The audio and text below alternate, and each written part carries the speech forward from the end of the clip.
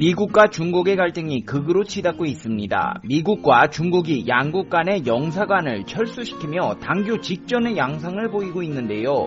미국 영사관 철수 현장에 나온 중국인들은 성조기 하강식을 생중계하며 성조기가 서서히 내려가는 모습이 곧 세계 패권국에서 몰락할 미국의 모습 같다며 목소리를 높이기도 했습니다. 앞으로 미국과 중국이 겪게 될 상황은 둘 중에 하나입니다. 서로 화해의 길을 걸을 것인가, 아니면 보다 심화된 갈등 국면을 맞을 것인가. 근데 이 시점에서 싱가포르인이 미국에서 중국의 스파이로 활동했다는 자백을 하면서 상황은 더 심각해질 것으로 보이는데요. 미국과 중국의 관계 앞으로 어떻게 될까요? 자세히 알아보겠습니다. 팩트TV 팩트체크. 미국과 중국의 관계는 앞으로 파국으로 치닫게 될 가능성이 높아 보입니다. 미국 텍사스주 휴스턴 주재 중국 총영사관이 폐쇄 조치된 데 이어 미국 공화당 중진 상원 의원이 중국 영사관 추가 폐쇄 가능성이 높다고 내다봤습니다. 미국 언론에 따르면 미국 상위 외교부 소속 공화당 테즈 크루즈 의원은 중국 영사관 추가 폐쇄 여부를 묻는 말에 아마 그럴 것이라고 답했습니다. 그러면서 나는 오래전부터 중국이 다음 세기 미국의 엄청난 지정학적 위협이 될 것이라고 주장했다. 휴스턴에 있던 중국 영사관은 간첩 활동에 연루돼 폐쇄됐다. 지식재산권 절도에도 연루됐다. 그들은 휴스턴과 남서부 지역을 염탐하는 근거지로 활용했다. 앞으로도 중국 영사관이 폐쇄될 가능성이 있다고 답했습니다. 도널드 트럼프 미국 대통령 또한 미국 내 중국 공간의 추가 폐쇄와 관련해 언제나 가능하다고 밝혔습니다. 한편 이에 대한 맞대응으로 폐쇄된 청도 영사관을 두고 미국 국무부는 청도 총영사관의 업무를 공식 종료했다고 발표했습니다. 중국 외교부 또한 중국의 요구에 따라 청도 미 총영사관이 폐쇄됐다고 알리면서 우리는 정문을 통해 들어가 정당하게 접수 절차를 집행했다고 밝혔습니다. 근데 이 과정에서 눈에 띄는 중국 시민들의 반응이 나와 세간의 이목을 집중시키고 있습니다. 폐쇄 절차가 진행되는 청도 총영사관 앞은 중국인들로 장사진을 이루어 미국에 대한 비판을 쏟아낸 것인데요. 미국 총영사관 앞으로 몰려나온 중국인들은 셀카를 찍거나 중국 정부를 옹호하는 구호를 외쳐댔습니다. 심지어 중국 관영 매체인 CCTV에서도 총영사관 철수 과정을 실시간으로 생중계했습니다. 특히 유리창에 검게 썬팅된 버스가 영사관 건물을 빠져나갈 때는 군중들 사이에서 야유가 터져 나오기도 했습니다. 중국 시민들은 누구라도 우리 영토를 침범하고 괴롭히는 사람이 있다면 우리는 가만히 있지 않을 것이다. 짜요 중국! 짜요 중국을 외쳐대며 중국 국기를 흔들었습니다. 이 과정에서 중국 영사관 측의 철수가 늦어지자 이미 시간이 지났다. 어서 서둘러라. 당장 강제로 끌어내라. 같은 격양된 목소리가 터져나오기도 했고 도발적인 행동이나 과도하게 환호를 하는 시민들은 공안에 의해 중지되기도 했습니다. 미국 백악관은 양국 관계의 해로운 행위를 중단하라며 강력하게 경고하고 나섰습니다. 72시간 내 휴스턴 총영사관 폐쇄 조치라는 미국의 초강수에 중국이 72시간 내 청도 총영사관 폐쇄 조치로 맞대응성 조치를 하고 이에 미국이 강하게 반발하는 등 양국의 강대강 대치가 극한의 충돌 양상으로 치닫고 있는 것입니다.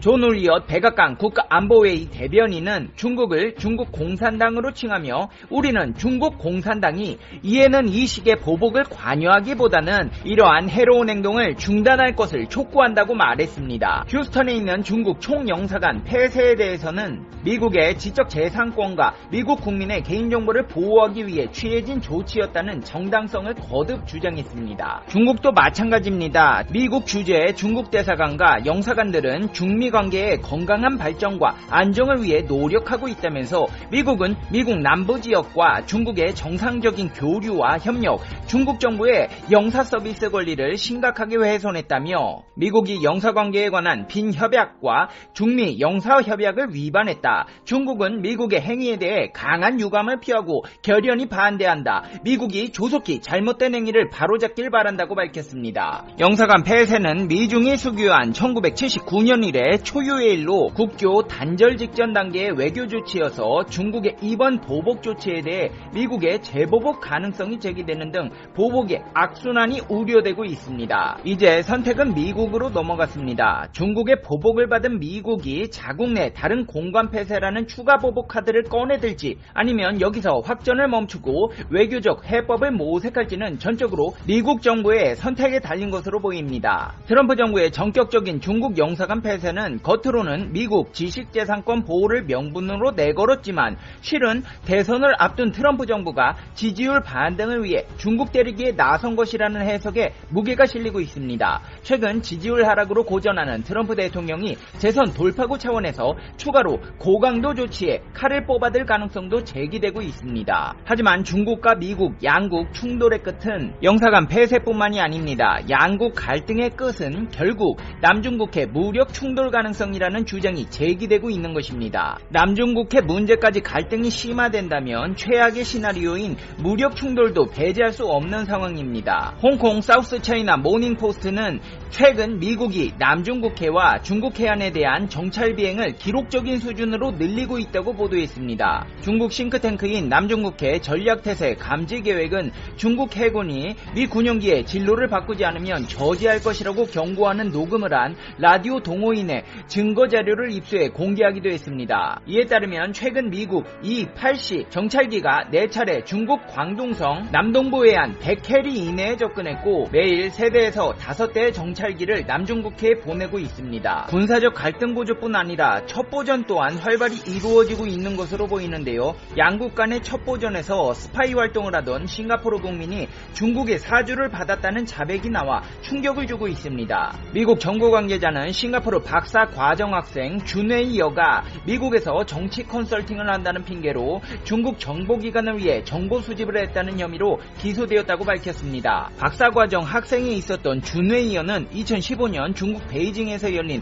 학술회의에 초청을 받았고 여기서 논문을 발표한 이후 중국 정책연구소 관계자라고 주장하는 이들의 연락을 받았습니다. 그들은 정치보고서와 정보를 제공하면 값을 지불하겠다고 했고 특정 국가에서 나오는 루머와 내부 정보 등을 요구했습니다. 초기에 동남아시아 국가들의 정보를 제공하다가 미국으로 옮겨가게 되었고 가짜 컨설팅 회사를 만들어 취업 사이트인 링크드인을 사용해 미국인들에게 접근했습니다. 그렇게 2015년부터 2019년까지 중국 정부의 불법 요원으로 활동하다가 미국과 중국의 갈등이 깊어지자 최근 미국 정부는 중국 스파이에 대한 강화된 단속을 실시하였고 단속에 걸린 준웨이어는 미국 법정에서 외국 세력의 불법 요원 혐의에 대해 유죄를 시인했습니다. 미국은 이로 인해 비상이 걸렸습니다. 이번에 스파이 활동에 이용된 링크드인은 첩보 활동에 굉장히 좋은 도구가 될 수 있기 때문입니다. 해당 스파이는 링크드인을 통해 온라인 구인 광고를 올려 이를 통해 400개가 넘는 이력서를 받았으며 이 중 90% 이상이 국가정보 권한이 있는 미군과 정부 관계자였습니다. 그만큼 미국의 정보가 손쉽게 노출될 수 있다는 것인데요. 미국 국가 방첩안보센터 국장은 중국에서 차단되지 않은 몇 안 되는 미국 웹사이트인 마이크로소프트 소유 플랫폼을 이용해 중국이 굉장히 공격적인 행동을 할 수 있다. 지난해 5월 중국 요원에게 군사 기밀을 누설한 혐의로 20년형을 받은 전직 CIA 요원 케빈 말로리도 링크드인으로 처음 연락받은 것으로 알려졌다고 밝혔습니다. 인텔리전스 프라이머의 공동저자인 매튜 브라질은 정보 수집 활동을 위해 링크드인을 사용하는 것이 뻔뻔하다면서도 놀랍지는 않다. 세계 많은 정보기관들이 링크드인을 사용하고 있을 것이다. 링크드인은 사람들이 자신의 경력을 올리고 또 다른 사람들이 이를 볼 수 있게 만든 사이트이기 때문에 이는 첩보활동에 굉장히 유용한 도구가 될 수 있다고 말했습니다. 이제 페페TV의 결론입니다. Conclusion. Pepe TV. 미국과 중국의 갈등이 극으로 치닫고 있네요. 영사관 폐쇄하고 스파이까지 걸리고 남중국해에서도 갈등이 고조되고 있는데요. 앞으로 트럼프 대통령은 대선을 앞두고 한층 더 수위를 올릴 것으로 예상됩니다. 근데 물론 그런 일이 있어서는 안 되겠지만 만약에 양국 간에 무력 충돌이 생길 경우 산샤 때문에 미사일 한 방 쏘면 중국이 지는 거 아닌가요? 국방력으로는 미국이랑 붙어서 버텨낼 나라가 없을 것 같은데 중국도 자존심이 센 나라라서 앞으로 이런 갈등 국면이 계속 이어질 이어져 나갈 것으로 보입니다. 페페TV 시청자 여러분은 어떻게 생각하세요? 페페TV는 여러분의 생각이 궁금합니다. 댓글로 여러분의 생각을 남겨주세요. 그러면 여러분 오늘 하루도 행복한 하루 되세요. 당신은 소중하니까요. 시청해주셔서 감사합니다. 다음 영상에서 봬요. 안녕.